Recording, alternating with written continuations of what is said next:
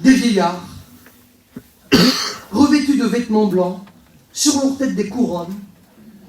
Ils sont là, on se rend compte qu'après ils vont chanter des cantiques, qui se prosternent devant l'agneau, qui l'adorent. Qui sont ces êtres-là? La seule entité qu'ils peuvent représenter, c'est uniquement que l'Église. Pourquoi? Parce que, quand nous regardons la Bible, la parole de Dieu, on se rend compte que ceux qui sont appelés vieillards dans la Bible, presbytéros, c'est les représentants de l'Église, c'est les pasteurs. Comme nous regardons ceux qui représentent l'Église et qui ont un vêtement blanc, c'est uniquement que l'Église. Ils sont anciens, il y a des anciens, ils ont un vêtement blanc. La seule entité qui a le vêtement blanc, qui a des anciens et qui ont des couronnes aussi en même temps, c'est que l'Église. L'Église a aussi des couronnes. La seule entité qui a parmi eux des anciens qui ont le vêtement blanc, qui ont des couronnes, qui chantent des cantiques et qui adorent l'agneau, c'est que l'Église. Il n'y a pas d'autre entité que cela. Ils sont là, ils se prosternent devant l'agneau et ils voient cela. Comme nous regardons quelque chose d'intéressant dans la parole de Dieu, comme nous regardons et que nous appelons, nous, la grande tribulation. C'est écrit où ça? En fait, ce que nous regardons dans notre Bible français, Louis II, il n'y a que 2 textes qui en parlent, uniquement dans le livre de l'Apocalypse. Mais on se rend compte, comme nous regardons le texte grec, on se rend compte que le mot grande, c'est facile, c'est méga, ça c'est connu, ça veut dire grand. Mais le mot pour la tribulation, en fait, c'est un mot qui est utilisé aussi dans la bouche de Jésus. Et lorsque Jésus est celui qui appellera, eh bien, dans Matthieu chapitre 24, et qu'il parlera de la grande détresse. En fait, la grande détresse, méga, et le mot détresse, c'est exactement, eh bien, tribulation. En fait, le texte grec est traduit par cela, soit par tribulation, soit par détresse, par affliction, qu'on appelle la grande détresse ou qu'on appelle la grande tribulation. Dans le texte grec, c'est exactement la même chose, c'est les mêmes mots qui sont utilisés. Ça, c'est intéressant. Mais aussi, pour qui que ça? C'est pour qui? C'est bon à savoir. Pour qui? C'est écrit noir sur blanc dans Apocalypse chapitre 2. Il est écrit que là, on s'adresse à une église, l'église de Thyatire. Et puis voici qu'il va faire l'éloge de cette église. Tout va bien, mais voici que là, dans cette église, il y a des trucs qui ne vont pas. Mais il y a une prophétesse, ça s'appelle Jézabel. On ne sait pas si c'est son prénom ou c'est une analogie à la Jézabel dans ce testament qui était diabolique. Mais cette femme-là, il est écrit qu'elle va contaminer les serviteurs de l'église. Et qu'ils se livrent à la débauche. Et voici que ces gens-là qui se livrent à la débauche et à l'idolâtrie, le Seigneur leur dit que ces gens-là, s'ils ne se repentent pas, il est dit, verset 21 du chapitre 2, « Je lui ai donné du temps, afin qu'elle se repente, cette Jézabel, mais elle ne veut pas se repentir de sa débauche. Voici, je vais la jeter sur un lit et envoyer une grande tribulation. » À qui? À ceux qui commettent adultère avec elle. Ce qui veut dire que la grande tribulation, elle va être donnée à qui? Elle va être donnée à des gens qui peuvent faire partie d'une église, mais qui vivent n'importe comment. Qui vivent dans la débauche, et dans leur temps à eux, qui vivaient aussi dans l'idolâtrie. Et il est dit, à moins qu'ils ne se repentent de leurs œuvres. Ce qui veut dire que si quelqu'un même s'il ne marche pas terrible, mais qu'il se repent, il n'est pas concerné par cette grande tribulation. Mais ceux qui sont concernés, c'est écrit, c'est ceux qui vivent dans la débauche, et dans l'idolâtrie, et dans l'enseignement de Jézabel. Et si nous lisons aussi, eh bien, Ésaïe 13, chapitre 13 et verset 11 et verset 13, que nous avons 2 Thessaloniciens chapitre 1 verset 8, que nous lisons aussi Ésaïe chapitre 26, et à la fin du chapitre 26, nous voyons aussi que la grande tribulation, qu'on appelle aussi la colère de l'Éternel, c'est bien pour le monde. Je punirai le monde pour sa malice. C'est écrit dans Ésaïe 13. Voici que lui, il monte au ciel, il voit l'église, qui est là, les 24 vieillards impeccables. Et puis voici que là, comme il est en haut, on se retrouve exactement dans une circonstance comme dans la synagogue de Nazareth. Parce que Jésus, il n'a pas fait la fin de la lecture, il faut bien qu'il la reprenne un jour. Parce qu'il n'a pas lu la fin, eh bien, d'Ésaïe 61 et verset 2, il n'a pas lu la fin, il s'est arrêté en plein milieu. Vous voici que là, il va se retrouver dans la même circonstance que dans la synagogue de Nazareth. Il est celui qui, Jean est monté au ciel, il voit l'église, les 24 vieillards, il voit Dieu sur son trône, il voit Jésus, et puis voici que là, il participe à une réunion. Et la réunion à laquelle il participe, on retrouve exactement pareil que la synagogue. Dedans, il y a 3 chefs. Il y a Dieu, le Père sur son trône, il y a Jésus l'agneau, et il y a le Saint-Esprit qui est représenté par les 7 esprits de Dieu. On retrouve les 3 chefs pour diriger bien cette réunion dans le ciel. Ils sont plus de 10, parce que là, il y a les 24 vieillards bien, qui représentent l'Église. Et même pourquoi 24 ? Ça, c'est intéressant. Pourquoi 24 ? Parce que dans la chronique au chapitre 24, il y avait des milliers de sacrificateurs. Et David les a divisés en 24 classes. Et nous avons 52 semaines dans une année. Mais dans une année juive, il y en a 51. Eh bien, les 24 classes servaient chacun à leur tour une semaine. Quand les 24 classes avaient passé, on arrivait à 24 semaines. Et puis, quand les 24 avaient passé, on recommençait par la première, jusqu'à la 24e. Et comme ils avaient fini, eh bien, on avait fait 48 semaines dans l'année. Mais il restait encore 3 semaines pour boucler l'année. Et bien, les 3 semaines-là, c'était quoi ? C'était pour la fête de Pâques, la fête de Pentecôte et la fête des Tabernacles. Et pour ces 3 fêtes religieuses très importantes, qui étaient les plus importantes selon Deutéronome chapitre 16, verset 16, là, tous les sacrificateurs étaient tous réunis. Là, pour ces fêtes religieuses, c'était obligatoirement tout le peuple de Dieu réuni. Et là, pourquoi ? Eh bien, ils sont les 24 tous réunis ensemble.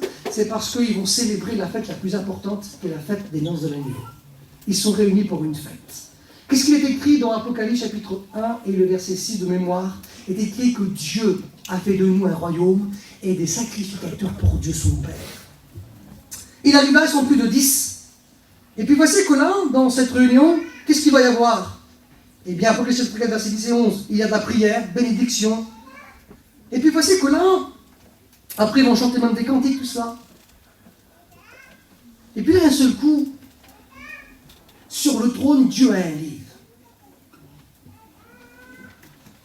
Et le seul qui est digne de faire la lecture du livre, c'est Jésus. Personne dans le ciel n'est digne. Le seul qui est digne d'ouvrir le livre et de le lire, c'est lui. Et comme il est rentré dans la synagogue à Nazareth, celui qui a été digne de faire la lecture, c'était lui ce jour-là. Et voici que dans le ciel, le seul qui est digne, c'est lui. Alors il faut qu'il prenne le livre. C'est des rouleaux avec des sceaux. Vous savez, c'est des sortes de cachets de cire, comme on met malheureusement des fois sur les cercueils, avec le tampon dessus, avec une sorte de petite corde. On casse, et comme ça le livre se déroule, et on peut y faire la lecture. Et là, Jésus, il prend le livre, c'est le seul. Il va ouvrir le livre, et puis quand il va ouvrir le livre, eh bien à ce moment-là, il est celui qui va commencer à en faire la lecture. Comme il en fait la lecture, qu'est-ce qui se passe ? C'est écrit, je regardais chapitre 6 de l'Apocalypse, verset 1, quand l'agneau ouvrit le livre. L'un des 7 sceaux. Le livre est composé de 7 sceaux. Il va ouvrir le premier, et là il commence à lire. Comme il lit, qu'est-ce qui se passe ? Et j'entendis l'un des 4 vivants qui disait, comme une voix de tonnerre, viens ! Je regardais et voici parut un cheval blanc. Celui qui le montait avait un arc, et une couronne lui fut donnée. Il partit en vainqueur, et pour vaincre. Certains ont voulu voir dans cette image le Seigneur Jésus. On se rend compte que le Seigneur Jésus, il est au ciel déjà, comme il va faire la lecture. Et les catastrophes vont arriver comme lui l'a décidé. C'est comme lui ouvre les sceaux. Tant qu'il ne les ouvre pas, c'est lui qui est aux commandes en fin de compte. Et c'est écrit qu'il va avoir un cheval blanc. Cheval, symbole de la guerre. Blanc, symbole de pureté. L'Antéchrist sera le faux Messie. Il a un arc pour chasser. Un arc, c'était pour quoi faire à l'époque ? Un arc, c'était pour chasser et pour tuer.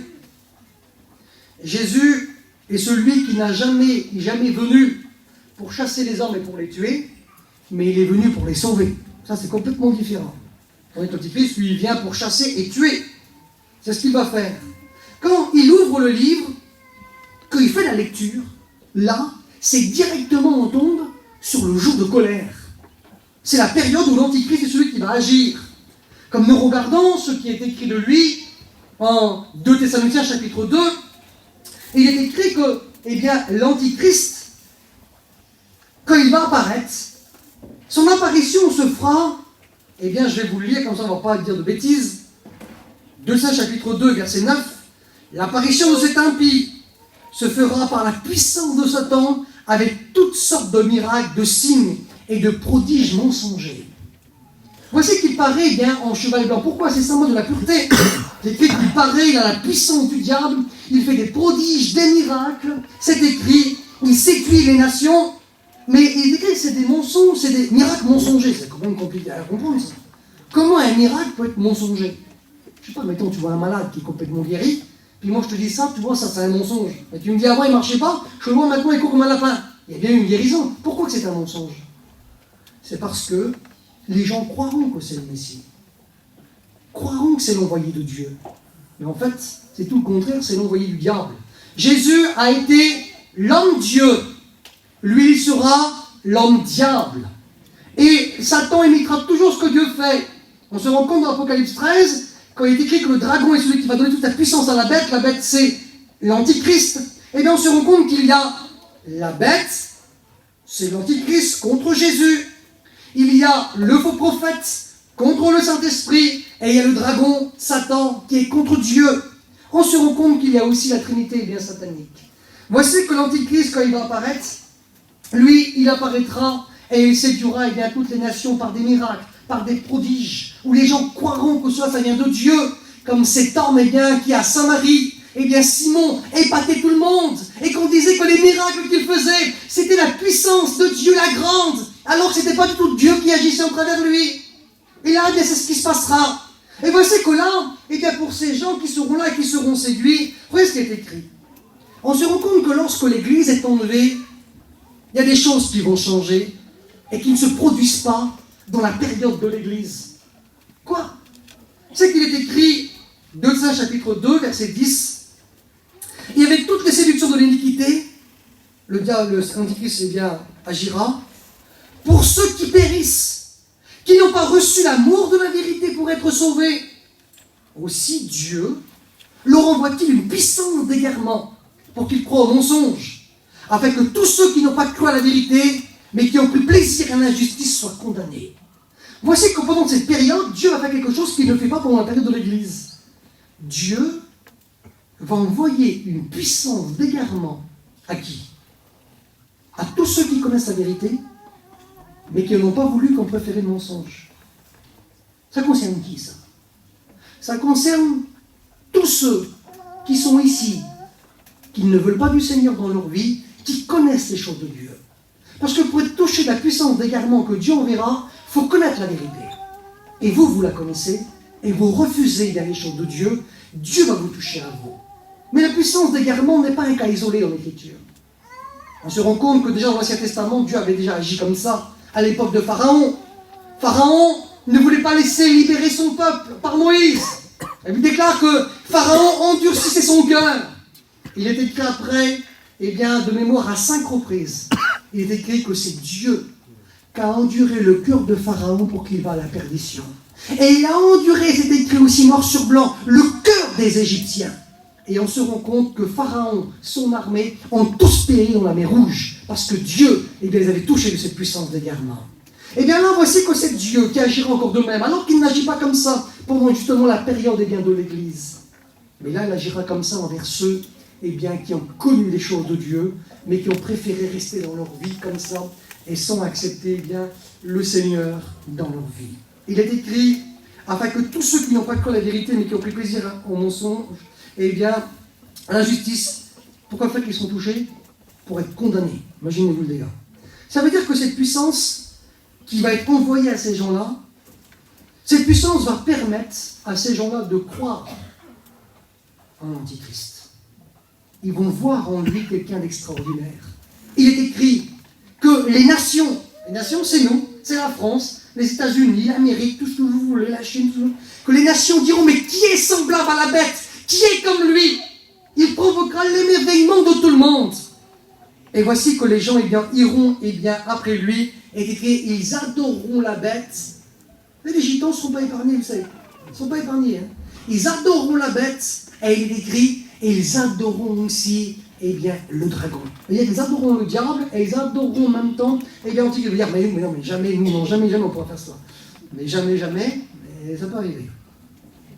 Voici que dès qu'il ouvre, directement, le jour de colère, ça commence directement par l'Antichrist. Je regarde l'heure avec vous. Il est 10 heures déjà. Je vais essayer de faire vite.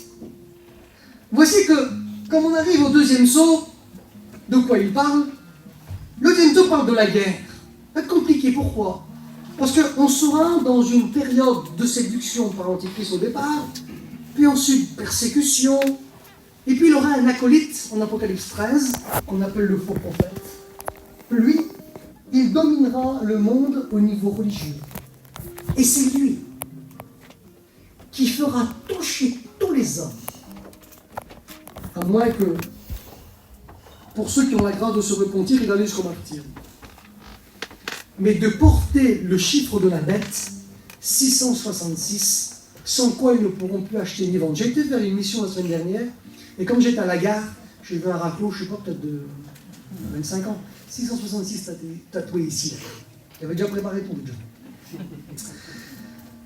Et lui, là, donc, il régnera sur le monde religieux, l'Antichrist sur le monde politique. Et si vous avez la politique et la religion en même temps, vous êtes champion pour gouverner les nations. Voici qu'au deuxième sceau, pour essayer de passer, on ne va pas s'attarder, il est écrit, eh bien, qu'est-ce qu'il voit?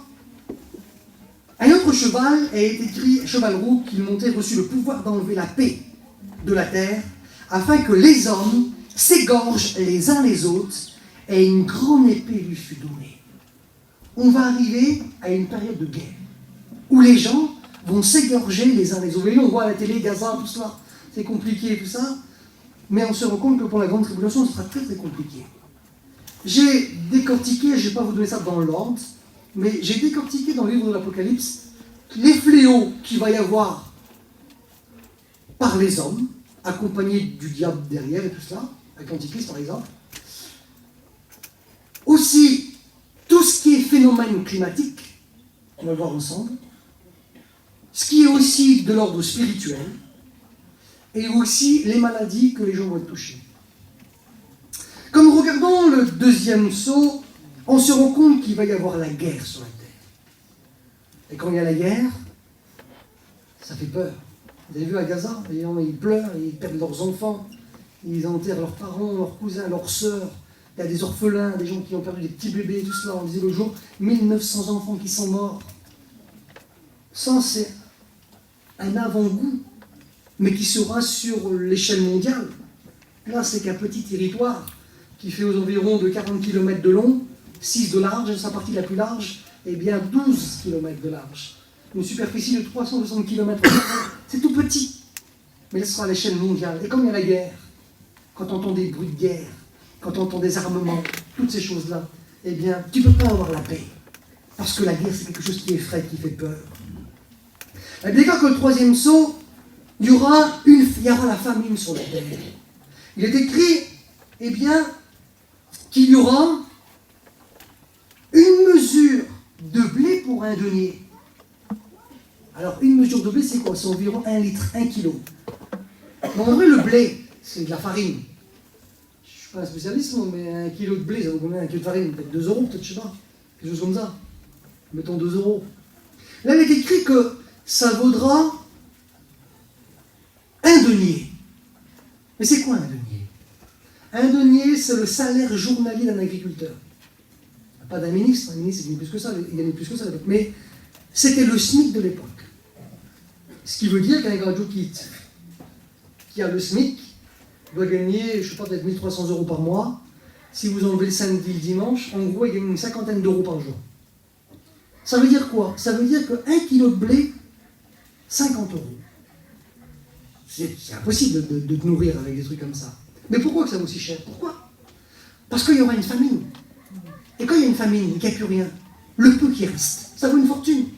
Parce qu'il est écrit en Apocalypse 11, il est écrit quoi? Il est écrit que les 2 témoins vont fermer le ciel pendant 3 ans et demi. Et s'il n'y a plus d'eau pendant 3 ans et demi, il n'y a plus de récolte, il n'y a plus de blé, il n'y a plus rien. Donc le peu de réserve que les nations ont, et qui vont mettre à vendre sur le marché. Ça vaut une fortune. Ce qui veut dire qu'il n'y a que les riches, en fin de compte, qui pourront bien acheter. Les gars comme nous, les gens comme nous, s'ils seront là, ne pourront pas acheter cela. C'est trop cher, tu pourras peut-être acheter pendant 1 mois, 2 mois, mais tu ne pourras pas acheter ça pendant 20 ans. Impossible. Tu ne pourras pas acheter ça pendant 1 an. Incroyable. C'est impossible de faire ça. Un peu de blé, une fortune, un denier, le salaire journalier. Aujourd'hui, ça correspondra à 50 €. Comment veux-tu Tu ne vas pas te dire, tiens, je vais faire des crêpes toutes les minutes. Impossible. 50 €, imagine-toi la crêpe, une fortune. Tu ne peux pas. Mais comme il n'y a plus rien, on se rend compte qu'à l'époque d'Akab, Élie a fermé le ciel pendant 3 ans et demi. Eh bien, les gens mouraient de faim. La pauvreté n'avait plus rien à manger. Et qu'est-ce qu'il a dit Akab à son serviteur Abdias? Il a dit, on va d'un côté, moi je vais de l'autre, on va voir s'il y a des sources d'eau ou des rivières qui a de l'eau encore. Comme ça, on épargnera les chevaux. Pourquoi? Parce que sinon, il faut les abattre et les tuer. Parce que les chevaux vont mourir de soif. Ils ne vont pas donner l'eau des humains pour les animaux. Et donc, là aussi, ça va être très compliqué. Donc, ce qui veut dire que l'antichrist, séduction, persécution, guerre, famine. Comme nous regardons le 4e sceau, il est écrit « Je regardais, et voici un cheval couleur verdâtre, qui le montait se nommait la mort, et le séjour des morts l'accompagnait.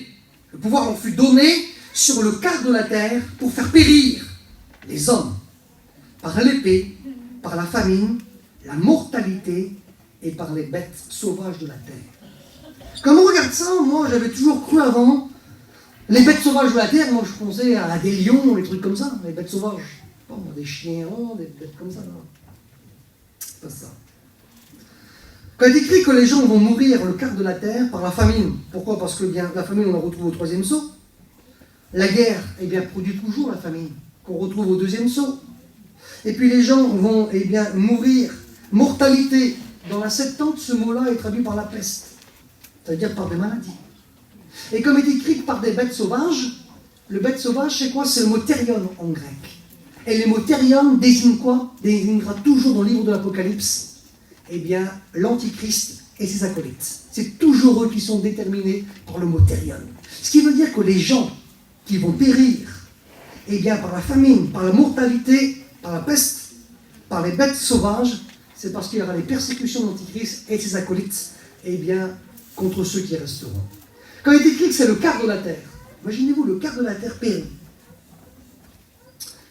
Le quart de la terre, c'est vous prenez une orange, vous la coupez en 4, et vous prenez une part. Ça, c'est un quart. Aujourd'hui, on est 8 milliards d'individus. Si on prend une part, eh bien, ça fait 2 milliards. Ce qui veut dire qu'il y a 2 milliards qui seront touchés par ces fléaux qui vont périr. Comme on regarde un autre fléau, parce que des fois on ne veut pas, Apocalypse chapitre 9, verset 18, il y aura une guerre qui va éclater. Et dit que cette guerre, la 6e trompette, va toucher le tiers de la terre. Là, c'est pas le quart, là, c'est le tiers. Le tiers, tu prends une orange, maintenant tu la coupes en 3, et tu prends une part. Tac. Ça, c'est un tiers. Eh bien, s'il y a 2 milliards qui périssent au départ, il y en aurait 6 milliards. Sur 6 milliards, si tu prends encore un tiers, ça fait encore 2 milliards. Ça veut dire qu'entre deux fléaux, il y a la moitié de l'humanité qui est éradiquée. Des fois, on ne veut pas. D'accord? Mais quand tu regardes, comme c'est la colère de l'Éternel, tu regardes le déluge, combien qui ont été sauvés? 8. Quand tu regardes, eh bien, la génération qui sont sortis du pays d'Égypte, combien sont rentrés dans la terre promise de cette génération? 2. Quand tu regardes Sodome et Gomorrhe, la colère de l'Éternel s'est abattue sur Sodome et Gomorrhe et sur les 5 villes de la plaine, combien ont été sauvés? 3. Quand tu regardes la révolte de Corée, combien ont été sauvés? 0. Ils sont tous morts. Quand la colère de l'Éternel frappe, c'est des chiffres qui nous dépassent. Mais il y a des populations qui peuvent être éradiquées. Voici, comme nous regardons aussi la Bible, la parole de Dieu, on se rend compte qu'il va y avoir des phénomènes climatiques phénoménaux. Comme nous regardons Apocalypse 8, verset 8, il est écrit qu'il y a quelque chose qui ressemble à une montagne, embrasée comme du feu, qui va toucher la mer. Alors Jean, lui, ne sait pas ce que c'est. Il essaie de décrire avec son langage qu'il a. C'est comme une montagne embrasée par le feu. Les spécialistes disent que c'est un météorite qui peut tomber et qui peut frapper la Terre et toucher la Terre. Imaginez-vous, si un météorite toucherait la Terre, imaginez-vous dans la mer, parce qu'il est écrit que c'est dans la mer. Imaginez-vous qu'est-ce que ça peut provoquer. Vous avez eu ici une grosse tempête. Je sais que ça a soufflé à 207 km/h à la pointe du Raz, apparemment, là-bas. Et ça fait peur quand il y a du vent. Mais cela peut provoquer des gros tsunamis. Comme nous regardons quelque chose d'intéressant, le jour quand j'ai regardé ça, j'ai trouvé ça intéressant. Regardez ce qui est écrit dans l'évangile de Matthieu, si je retrouve la page, dans le chapitre 24.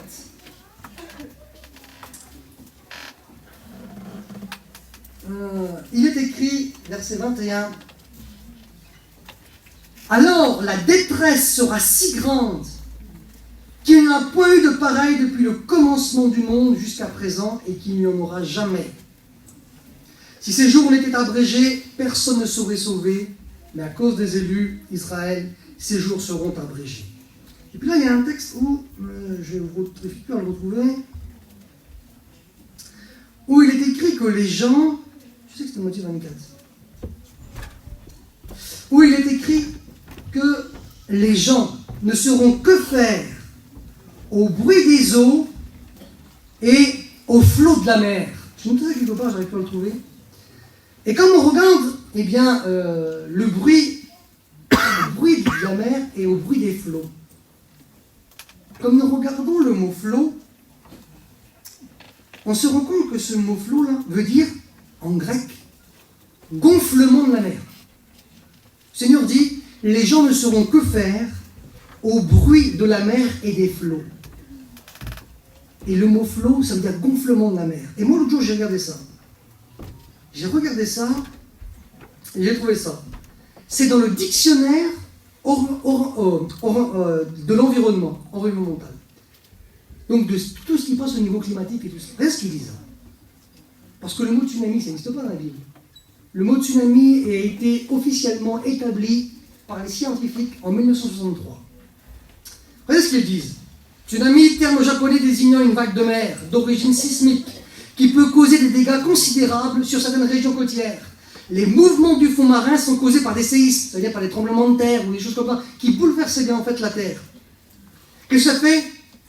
Engendrement d'un gonflement de la masse d'eau. Et on se rend compte que le dictionnaire de l'environnement aujourd'hui utilise le même terme que le Seigneur Jésus a utilisé il y a 2000 ans en arrière. Il a dit le mot flot, dans le texte grec, c'est gonflement de la mer. Aujourd'hui, dans notre dictionnaire à nous, de l'environnement, on regarde, eh bien, le séisme engendre un gonflement, le même mot, eh bien, de la masse d'eau. Ce gonflement donne lieu à des ondes de choc qui se matérialisent par une forme de vague.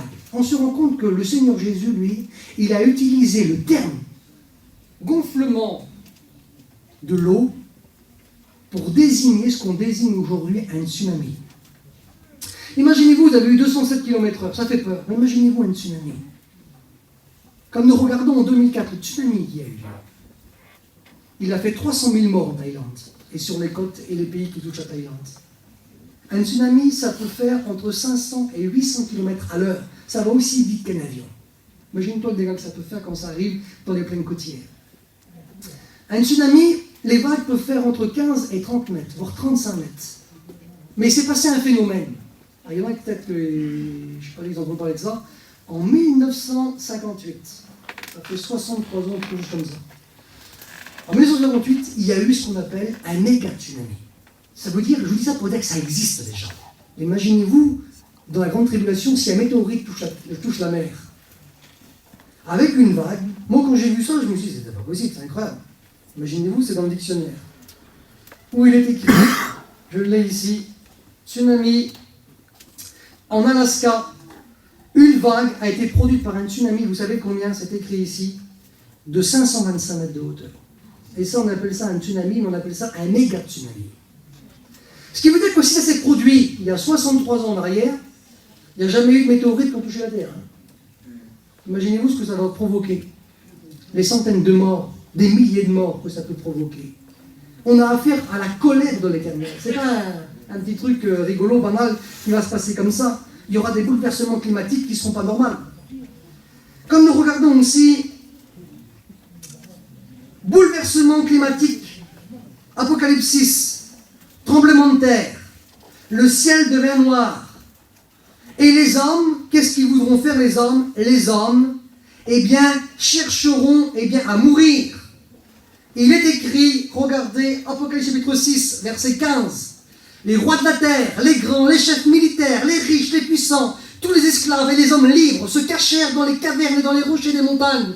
Et ils disaient aux montagnes et aux rochers, tombez sur nous et cachez-nous devant la face de celui qui est assis sur le trône et devant la colère de l'agneau, car le grand jour de sa colère est venu, et qui peut subsister? Ces gens-là, il est écrit, les riches, tout ça, les pauvres, se cachaient dans les cavernes des montagnes. On appelle ça des bunkers aujourd'hui. Se cachent là-dedans. Et tellement qu'ils seront terrorisés par les bouleversements climatiques, qu'ils diront aux montagnes, tombez sur nous, tellement que ça va effrayer, tellement que ça va faire peur. Il est écrit dans Matthieu chapitre 24, dans le texte que je n'arrive pas à retrouver, je l'ai vu quelque part, mais j'ai tellement de notes devant moi, où il est écrit que les gens, les gens seront effrayés par les flots, par le bruit de la mer et les flots, et il est écrit que les gens, c'est écrit comme ça, rendront l'âme de terreur. C'est quoi rendre l'âme? Dans le texte grec, c'est expier, c'est mourir. Imagine-toi, tellement que les gens auront peur, il y a des gens qui mourront de peur. Le cœur, tac. Imagine-toi, là, il faut vraiment avoir peur. Pour mourir de peur, il faut vraiment que ça soit quelque chose de dramatique, quelque chose que tu te dis, on ne se sortira pas, quoi. Imagine-toi le dégât. Il est écrit aussi, Apocalypse chapitre 8, il y aura de la grêle, du feu et du sang. La grêle, on peut comprendre du sang. Si tu as des gros grêlons qui te tombent sous le coin de la tête, à mon avis, il va y avoir pas mal de morts de sang. Mais du feu, pourquoi? Parce que ça peut tomber sur des transformateurs électriques, sur des choses comme ça qui peuvent s'enflammer et qui peuvent endommager la nature et prendre feu. On a vu une seule tempête, ça endommage les transfos, les machins, et on n'a plus d'électricité, plus rien, ça devient compliqué, difficile. Imaginez-vous que dans la période dans laquelle nous sommes, dans les quelques jours qui se sont passés, une tempête, qu'est-ce que ça peut provoquer? T'as plus de courant. Imagine-toi, on était dans la maison, plus de courant. Les volets électriques fermés, dans le noir toute la journée, on ne pouvait plus de chauffage. Ben, tu te sens désespéré. Tu ne pouvais même plus faire cuire parce qu'on n'a presque plus de gaz. T'as plus de courant, t'es mort. Mais imaginez-vous, là, le courant, il n'y en aura pas beaucoup. Ça sera très compliqué. Les maisons sont dévastées. Imaginez-vous, les arbres sont arrachés. Les gens sont déboussolés, les gens ont peur. Les choses que ça engendre. Vous avez vu dans le Nord, ça a engendré des crues, même pas la peine. Il y a des villages, des petites villes qui sont envahies par l'eau, simplement par une tempête. Imaginez-vous pendant la colère de l'Éternel ce qui va se provoquer. Il y aura aussi plus d'eau potable. Tu ne pourras même plus boire d'eau. Pourquoi? Parce qu'il est écrit qu'il y a une étoile qui va tomber du ciel. On peut penser à une météorite ou quelque chose comme ça, qu'on appelle absinthe amère, qui va toucher les fleuves et les sources d'eau et qui va polluer l'eau. Ce qui veut dire que même pour boire de l'eau, ça va être compliqué. Donc tu ne pourras plus acheter parce que ça sera une fortune, on sera en période de famine. Mais même pour boire, ça sera compliqué parce que, il y aura beaucoup d'eau qui seront polluées et on ne pourra pas la boire. Bouleversement climatique encore, la 4e tempête. Le jour perd un tiers de sa clarté. Ça veut dire que c'est entre le jour et la nuit. Il est écrit aussi qu'il y aura, je vais essayer de passer ici, la mer changée en sang. Je ne sais pas ce qui va se passer exactement. Mais en tout cas, ça veut dire que même le poisson de la mer, on ne pourra pas le manger. Et il est écrit qu'il y a beaucoup de marins qui vont périr. Il y aura des chaleurs extrêmes. Les hommes brûlés par le soleil. Un dérèglement climatique total. Il y aura des périodes où le ciel, il sera comme noir. Il y aura des périodes où le ciel, il va tellement éclairer que tu seras brûlé par le soleil. Et certainement, ça va provoquer beaucoup de cancer de la peau. Il est écrit aussi un assèchement de l'Euphrate. L'Euphrate, c'est un grand fleuve qui est en Irak. Donc même dans cette partie du monde, les gens seront aussi assoiffés. Bouleversement climatique. Imaginez-vous ce qui va se passer, on parlait de tsunami. Il est écrit qu'il va y avoir un tremblement de terre. Un tremblement de terre tellement grand. Tous les tremblements de terre qu'il y a eu, ça n'a jamais produit ce que ça va produire. en Apocalypse 16, verset 17 à verset 21. Tremblement de terre. Des îles vont disparaître. Les montagnes, des montagnes vont disparaître. Et il y aura des grêlons de 1 talent qui va tomber. Alors, t'as intérêt d'avoir une sacrée assurance. Je ne sais pas si vous savez ce que c'est qu'un talent. Un talent, ça fait 49 kg 200. Ça fait quasiment 50 kg. Les premiers nuages sont aux environs de 3 km. Imagine-toi, tu as un poids de 50 kg qui tombe de 3 km. Combien de kilos que ça fait arriver au sol? J'ai noté ici, et ça c'est beau, j'ai noté quelque part ici, dans le livre de Job, regardez ce que Dieu dit. Dans le livre de Job, chapitre 38, verset 22 et verset 23. C'est l'Éternel qui dit ça à Job. Il dit à Job, as-tu vu, Job, les dépôts de grêle que j'ai en réserve pour les temps de détresse? Imagine-toi. C'est déjà de côté, ça. Ça, c'est déjà dans le grenier, ça. C'est déjà amassé. Et comme ça tombera, des grêlons d'1 talent. Imagine-toi, t'as pas une toiture qui résiste. T'as rien qui résiste. Il va falloir que tu achètes un filet en titane pour essayer de ne pas que le toit soit touché une camping, mais c'est impossible. Les îles vont disparaître, des montagnes vont disparaître. Imagine-toi les tsunamis que ça va provoquer. Un tsunami, 1000 km. En 1h30, il est à Nice, en 1h30, il est à Brest. Imagine-toi la vitesse que ça va. Ça sera des conséquences phénoménales. On a affaire à la colère de l'Éternel. Comme nous regardons aussi, les maladies que ça va provoquer. Apocalypse 16, verset 1 et 2. Des ulcères malins et douloureux. Ça sera la maladie comme Job. C'est de ça que lui, il était touché. Imagine-toi, le pauvre malheureux état qu'il était.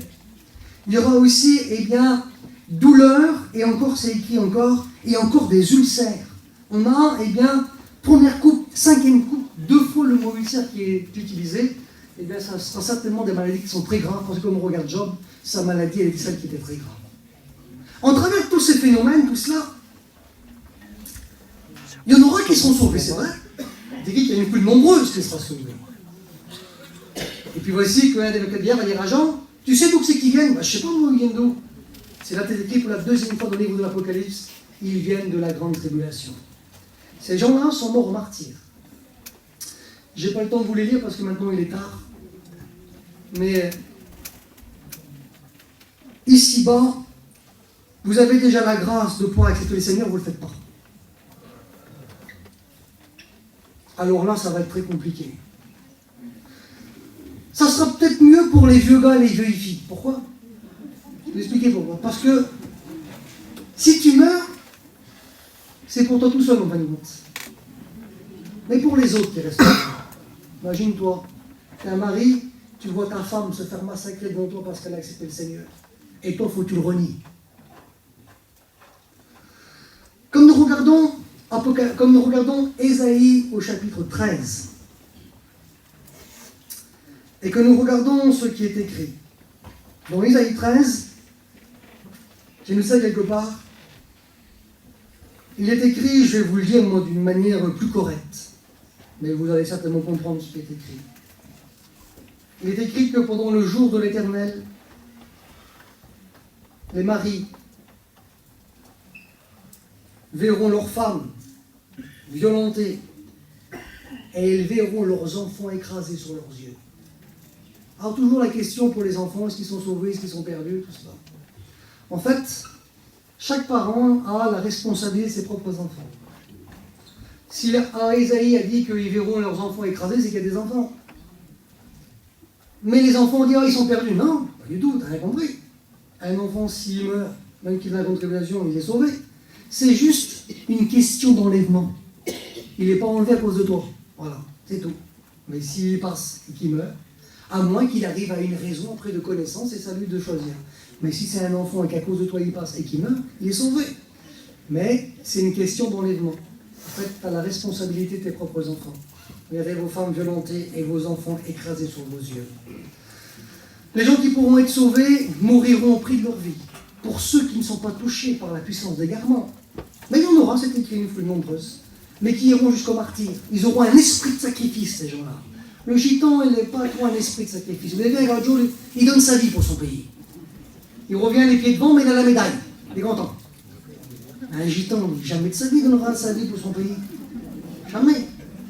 Lui, s'il peut déserter, il déserte. Donne-moi un paquet de déserteurs dans le coin là-bas. Alors comment voulez-vous aller jusqu'au sacrifice pour accepter le Seigneur sans renier Jésus? Croyez-moi que ça sera très compliqué et très difficile. Aujourd'hui, j'ai marqué moi, je vais finir maintenant parce qu'il est tard. J'ai marqué moi, tout ça, ça peut être évité. Et comment? Eh bien en acceptant le Seigneur. Amen. Ce soir, si tu accepterais Jésus dans ta vie, et que tu dirais, Seigneur, toi la peur, l'autre jour que j'ai eu avec la tempête, mais Seigneur, si j'ai bien compris, c'est rien du tout avec ce qui a de ce qui attend, eh bien Seigneur, moi je voudrais moi aussi te rencontrer, je voudrais faire partie des sauvés. Amen. Eh bien ce soir tu peux. J'ai marqué ici, moi, tout cela, ça peut être évité. J'ai marqué Armageddon. Vous savez comment on va en Israël, et je finis ça. Comment on va en Israël? Pourquoi Armageddon? Parce qu'Armageddon, ça se trouve dans la Galilée, et c'est le seul endroit qui est plat. En Israël, c'est comme ça. C'est que des montagnes, des trucs comme ça. Là-bas, c'est le seul endroit qui est plat. Et quand vous y allez, dans la plaine d'Estrénon, eh bien, vous voyez, c'est plein de culture. Que des champs de culture, tout ça. Puis moi, quand je étais là-bas, je me suis posé la question, mais je me suis dit, Seigneur, comment qu'ils vont monter les camps militaires là-dedans? C'est que des champs. Ils vont rester embourbés. Oui, mais Dieu pense à tout. C'est la colère. Dieu a déjà le programme. Oui, mais Dieu va se servir des deux témoins. Ils vont fermer le ciel pendant 3 ans et demi. Croyez-moi que pour Armageddon, les terrains seront secs comme une dent. Ils pourront circuler en auto avec les chars sans problème. Là, tout va devenir impeccable. Et puis voici que donc la guerre éclatera et c'est là que le Seigneur reviendra. Mais ce soir, eh bien tout peut être épargné. Je finis maintenant. Titre de 11. La grâce de Dieu, c'est au salut pour tous les hommes, a été manifestée en qui? En la personne de Jésus. Alors, on ferme les yeux, on prie le Seigneur ensemble. Sois intelligent, accepte Jésus. C'est lui qui veut te sauver et qui veut te sauver ce soir. Seigneur éternel,